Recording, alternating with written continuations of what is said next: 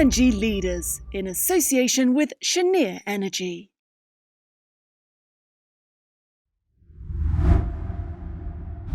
Kind of which export ventures do you see as most likely to be advancing to an FID next year? Yeah, so we've got the Coral project in Mozambique, the floating LNG project, which is on track and expected to start up in the latter part of 2022.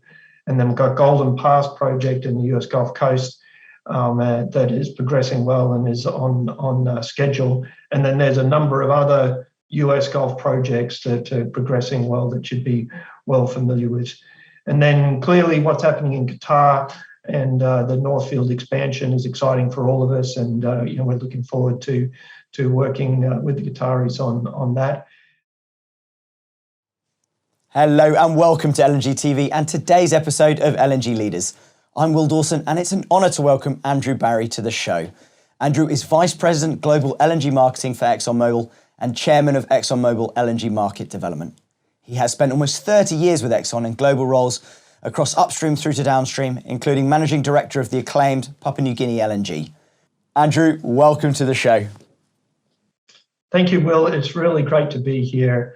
And what a great start we're going to have to 2022. When you think of what happened in 2021 and the roller coaster 2 years that we've had with 2020 and 2021, it's great to be talking to you at the beginning of 2022, which is going to be, no doubt, a year of uncertainties, but an exciting time we're going to have this year.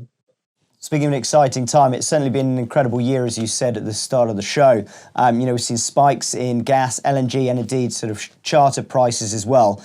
There's been a trend towards the kind of last quarter of the year with more and more long-term contracts being signed. Are we sort of expecting to see that continue into 2022?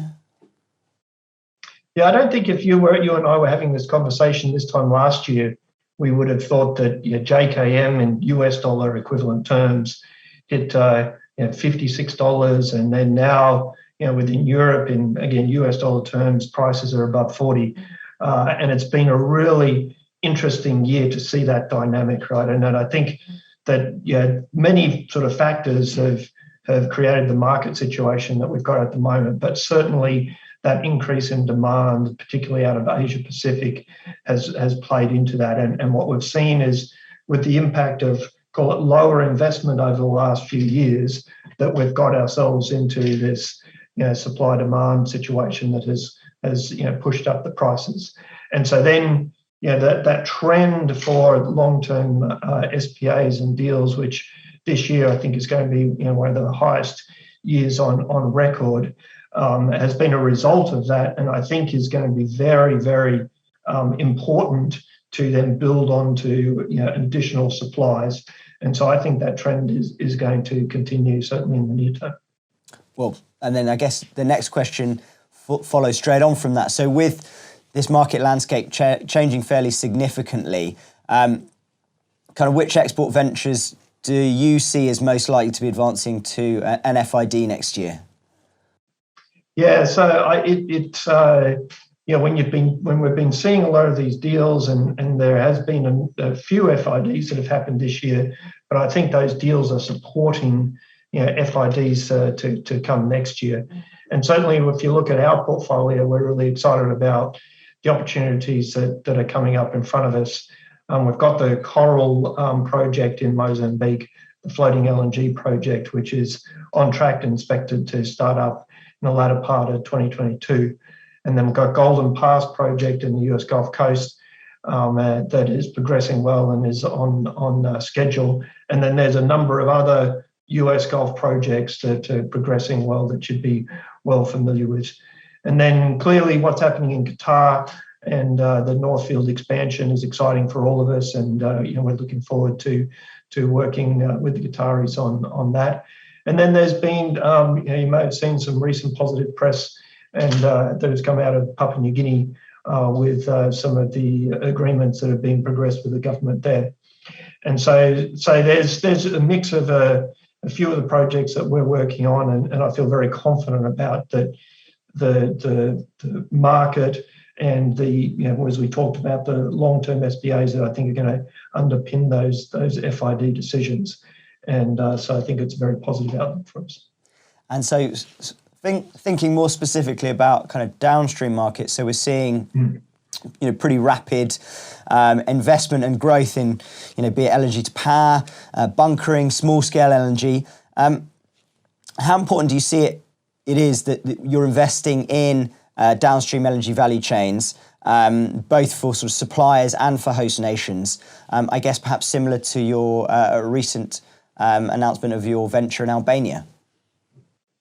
Yeah, it's been really positive to see the progression of technologies and activities to see the penetration of LNG. One of the countries that have been most surprised about when you think about the penetration of LNG is in China, where you've got small-scale LNG and trucking LNG that get far into the country. And so you're starting to see more and more technology advancements to have that, call it, penetration into different countries. And so, and I think what from our perspective, what's been most important is that you're working with our individual customers and understanding what their needs are from a demand perspective, right? And so then we marry that up, and whether it's looking at an FSRU, whether it's power generation, whether it's into small-scale LNG, we're doing a lot of work in India. We're looking at and agreements in place to penetration of ISO containers and trucking LNG, which again, those sorts of technologies that increases demand. And at the end of the day, what's really important is that you're being able to provide solutions that are affordable and lower, lower carbon and lower cost than the alternatives. Switching gears slightly, most people would agree that organisations' most important assets are actually its people. As someone who's had experience of building world-class assets and organisations, I'm thinking specifically of your time in Papua New Guinea. It'd be great if you could share maybe some of the lessons you'd learned along the way regarding people, but also building an organisation. Yeah, thanks, Will, for that. It's actually one of the most proudest and impactful parts of my career. When I started in the job in PNG, it was right at the beginning when we started to produce LNG. So we had the opportunity to build an organisation and a production organisation as such. And it was a very, very deliberate approach that we took as an organisation to combine what was a very, very strong culture in the country, a Papua New Guinean culture, and then a culture within ExxonMobil as well. And we combined the two cultures together. And we actually called it in Passambalong, ExxonMobil Long PNG, which is the way we work as ExxonMobil and PNG. And it had a number of core values in it, and we linked everything back to the culture. And it was such a unique opportunity to be able to do that and build that up and then see the successes of it, particularly around the areas of safety and integrity and the environment, which were just so incredible world-class performance from an organisation in a country that hadn't seen that before. But I think, what's important when you think of an organisation and people is you've got to get, I actually like that model, the Maslow hierarchy of needs, right? You've got to get the basics right. You've got to have your pay structure, your administration, etc. Importantly, from a safety, from a way people feel about working in an organisation, inclusion and diversity, very, very important to have that absolute basics. And then you need to work on the vision for the organisation, so people can see the growth of themselves and then growing the organisation. And when you do that vision, you got to link that vision into what it means for the individual, the company, and then also from a society perspective, and linking the impact that you as an organisation is having on society is really super key to creating that vision and then creating that the motivation in the organisation. And we're able to do that in PNG, and we saw the success of that. You've taken on this new role. It's been a strange couple of years for all of us. I think it's fair to say, many of us kind of experiencing moments of reflection. I guess, what has this period reaffirmed or validated for you personally? Has anything changed? And I guess, have you had to learn to adapt? Yeah, I think COVID has been a great discriminator, right? At the end of the day, it's depending on what your personal situation is, the industry you've been working in, it has been a very, very significant impact on millions and millions of people. For me personally, luckily, we haven't had any family members or friends that have been impacted from a health perspective from COVID. But it has impacted the way we work and family and our movement around. Clearly, that last year, and before I moved into this position, I was in Papua New Guinea and essentially got stuck up there from a travel perspective for 5 months and didn't get to see my family for 5 months, which was very, very tough. And then this year, it's almost been the opposite. I went up to Singapore to be with my team, to meet them. And I spent, the country went into lockdown the day after, and I spent a month in my hotel room Zooming with them. And then I came back to Australia because that didn't seem too much fun to be doing that. And then I haven't been able to get back up to Singapore yet from a restriction perspective. But what that's meant is that I've been able to spend time with the family, which has been an absolute blessing. The learning, I think, and it's a learning for companies and the way people work, is that the flexibility that we now realize and recognize that we can use is really important. Technologies that we have like Zoom and other has allowed that, and that flexibility is going to stay with us, and we're going to see the benefits of that going forward. In terms of, I'm just interested to know, starting your career now in the energy industry is probably going to look quite different to maybe when you were starting your career in the energy industry. And perhaps for someone who was recently graduated and starting ExxonMobil or indeed another energy company, what would be your advice, or what would be some thoughts you would have for them?